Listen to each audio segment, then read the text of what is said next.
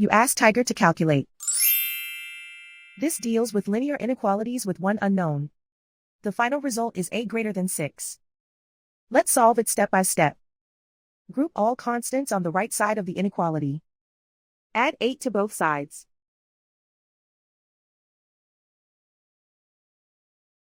Simplify the arithmetic.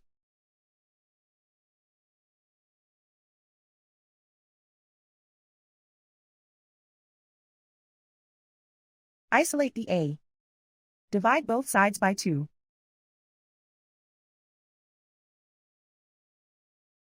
Simplify the fraction.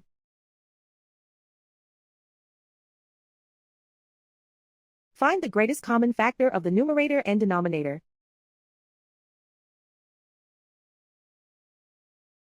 Factor out and cancel the greatest common factor.